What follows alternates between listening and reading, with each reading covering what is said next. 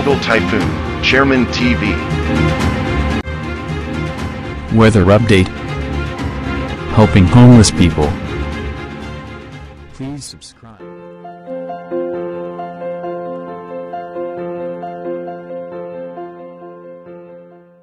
Magandang araw po. Ito po ang latest update natin ngayong araw, October 2, 2024.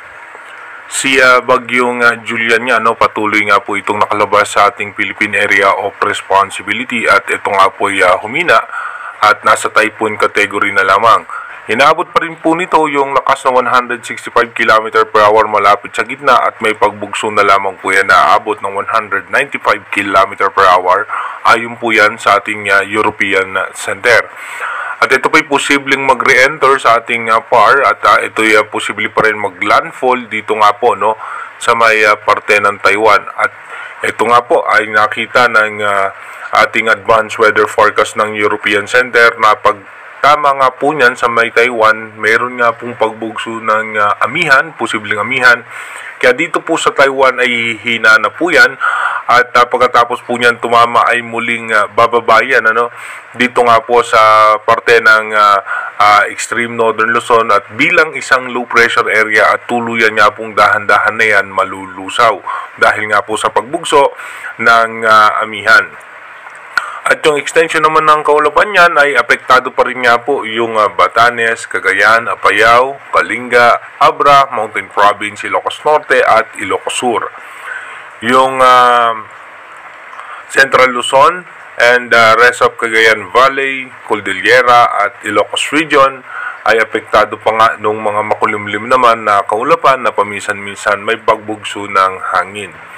Yung easterlies naman natin o yung mainit na hangin na nanggagaling sa dagat Pasipiko, apektado naman po niyan ang Davao Region, Sorsogon at Bar-MM.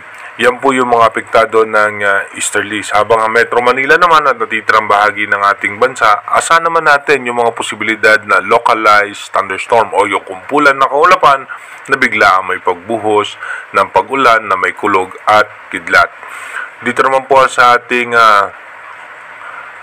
prediction ng European Center. Dito mapapansin nga po natin sa nilabas ng forecast track ng prediction ng European Center. Ito po ay magre-re-enter at bilang typhoon pa rin po ay tatamayan sa kalupaan ng Taiwan at dito po dahan-dahan po yan na mag-weakening dahil nga po bukod sa pagtama sa kalupaan at sasabay nga po yung pagbugso nung amihan.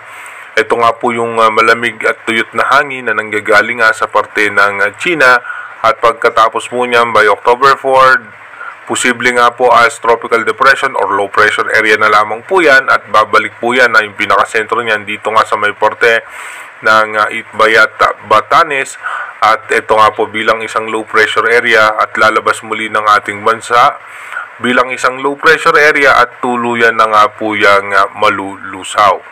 Ito naman ang forecast track prediction naman ng Bagong Pag-asa DOST kanina na ngayon po magkaiba sila ng prediction ng European Center sa paglabas. Sa Bagong Pag-asa DOST, tatama po yan bilang isang typhoon at dito po ay by 2 p.m. ng October 3, typhoon pa rin po siya. Pero dito po sa October 4 ay magiging severe tropical storm at lalabas ng landmass ng Taiwan bilang tropical storm at magiging low pressure area papunta naman po dito sa may South China Sea. At dito naman po tayo sa ating rain map animation. Dito wala naman tayong nakikitang mga posibilidad na anumang malalakas na pag-ulan.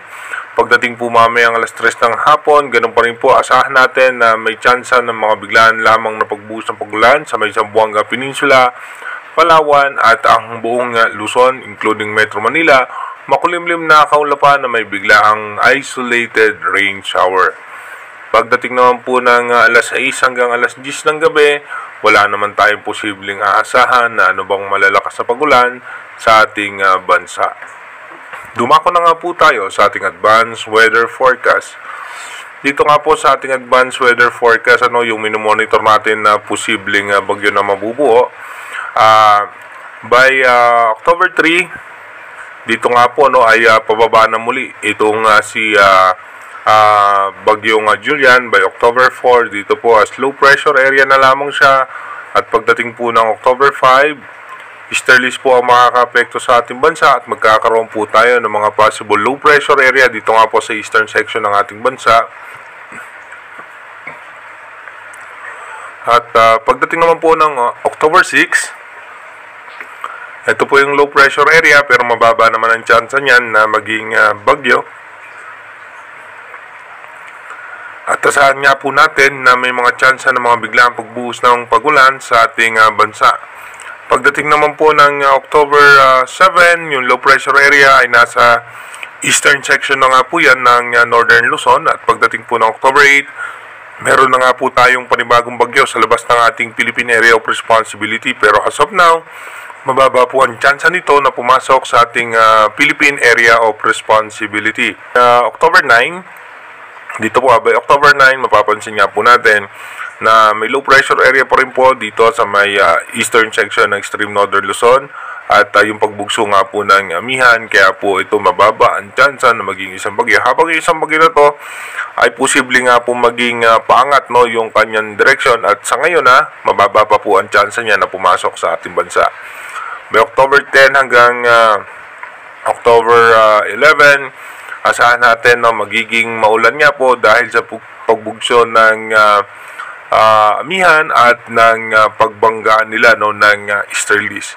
Pero again, inuulit po natin, yung ating advanced weather forecast is possible scenario pa lamang po yan. Malaki pa rin po ang tsansa na magbago po lahat itong nakikita natin sa ating advanced weather forecast. Kaya manatili po tayo tumutok sa ating advanced weather forecast para malaman natin kung ano nga ba yung posibleng sama ng panahon na makaka-apekto sa ating bansa. Mag-iingat po tayo palagi. God bless po sa ating lahat.